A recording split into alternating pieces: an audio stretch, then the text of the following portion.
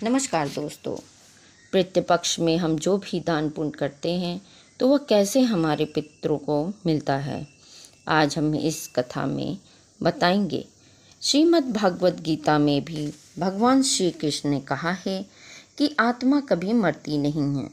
जैसे कि इंसान पुराने वस्त्र बदल कर नए वस्त्र पहनता है, उसी तरह आत्मा भी पुराना वृद्ध शरीर छोड़कर दूसरे नए शरीर में प्रवेश करती है। आत्मा अमर है, कभी मरती नहीं है। इसलिए आत्मा एक शरीर छोड़कर दूसरे शरीर को में बदलती रहती है। इसीलिए जब भी पितृपक्ष में अपने पूर्वजों को जो भी अर्पित हम करते हैं वह उन्हें मिलता है।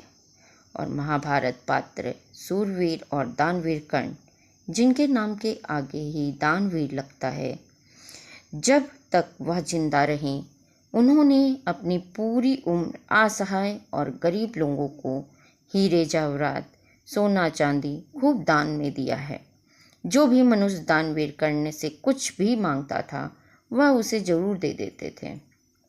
लेकिन दानवीर कर्ण जब परलोक गए तो वहाँ उन्हें हीरे जवाहरात, सोना चांदी सब दुगना होकर उनको मिला वहाँ पर, क्योंकि धरती पर उन्होंने सिर्फ हीरे जवाहरात, सोना चांदी ही दान में दिए थे। परलोक में दानवीर कर्ण को कुछ खाने के लिए नहीं मिला, क्योंकि उन्होंने अपने जीवन चक्र में कभी किसी को भोजन दान में नहीं दिया था। हीरे जवाहरात, सोना चांदी देखकर सूर्यवीर और दानवीर कर्ण परलोक में भूख से बहुत व्याकुल हो गए थे। अंत में दानवीर कर्ण ने यमराज जी से विनती की कि उन्हें एक बार धरती पर फिर से कुछ दिनों के लिए वापस जाने दिया जाए, ताकि वह धरती पर भोजन दान कर सके। यमराज ने दानवीर कर्ण की विनती स्वीकार कर धरती पर वापस जाने के लिए उन्हें 14 दिन का वक्त दिया। कर्ण ने वापस धरती पर आकर 14 दिन तक जमकर असहाय गरीबों को भोजन में दान में दिया और श्राद्ध किया। 14 दिन भोजन दान पुण्य करके जब कर्ण वापस परलोक गए तो उनके पास बड़ी मात्रा में भोजन पहुंच चुका था। इसलिए सनातन धर्म में हिंदुओं में भोजन दान करना बहुत शुभ माना गया है। पौराणिक कथाओं और मान्यताओं के अनुसार मनुष्य जब चाहे पूरे साल भोजन दान न करे, लेकिन पितृपक्ष के महीने में असहाय गरीबों को और पशु पक्षियों को भोजन दान जरूर करना चाहिए।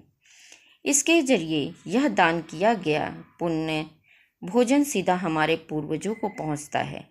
कहा जाता है कि इन दिनों यानी श्राद्ध के महीने में यमराज की आज्ञा से हमारे पूर्वजों की आत्माएं धरती पर आती हैं और अपने परिवार वंशजों की ओर से अर्पित किए भोजन को भोग करके जाती हैं। इसी तरह की एक और कहानी है जिसमें एक बार दो भाई थे, जोगे और भोगे। जोगे अमीर था और भोगे गरीब था। एक बार श्राद्ध का वक्त था तो अमीर भाई जोगे की पत्नी ने उससे श्राद्ध करने को कहा, लेकिन वो इससे व्रत की बात मानता और टालता चला गया। ऐसा करने पर उसकी पत्नी ने सोचा, अगर श्राद्ध नहीं किया तो लोग बातें बनाएंगे, उन्हें ताने कसेंगे। इसके लिए ऐसा करती हूँ कि अपने मायके वालों को दावत पर बुलाकर अपनी शान दिखाऊंगी।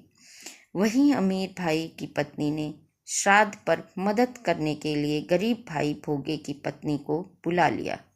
श्राद्ध का दिन आया तो गरीब भाई भोगे की पत्नी पूरा दिन काम में लगी रही। पूर्वजों के लिए खाना बनाया, लेकिन जैसे ही उनके पूर्वज खाने आए तो उसने क्या देखा कि वहाँ पर तो अमीर भाई के ससुराल वाले खाना खा रहे हैं। पितर निराश हो गए तो वो गरीब भाई भोगे के घर गए तो वहाँ उन्होंने देखा कि पितरों के नाम पर अग्यारी दी हुई है। पितरों ने उसकी राख चाटी और भूखे ही चले गए। सबने आपस में बात की और कहा कि अगर भोगे अमीर होता तो उन्हें भूखा नहीं रहना पड़ता। पितरों को उस पर दया आई और उन्होंने कहा कि भोगे के घर धन आ जाए। शाम हो गई, गरीब भोगे के बच्चे खाना मांगने लगे, लेकिन उनके घर में कुछ नहीं था। गरीब भोगे की पत्नी ने बच्चों को टालने के लिए झूठ ही कह दिया कि बाहर हौदी के नीचे खाना रखा है। खा लो जाके।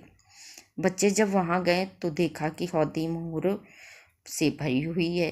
दौड़े दौड़े बच्चे माँ के पास पहुँचे और सारी बात बताई। भोगे भी अब धनी हो गया। अगले साल जब पितृपक्ष आया तो उसने अच्छे से श्राद्ध मनाया, 56 तरह के भोग लगाए और ब्राह्मणों को भी भोज कराया। इससे पितृ बहुत खुश हुए और भोगे का धन और कुल हमेशा बढ़ता ही गया। इसलिए सनातन धर्म में पितृपक्ष पर्व बहुत ही ज़्यादा महत्व देता है। जो हमारे परिवार के पूर्वज हैं उनकी आत्मा की शांति के लिए श्राद्ध किया जाता है।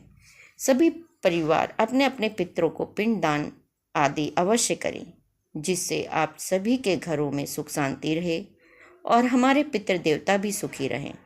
यह विधि लगातार 14 दिन तक करने से आपके पितृदेव बहुत खुश होंगे और आपको आशीर्वाद देकर जाएंगे।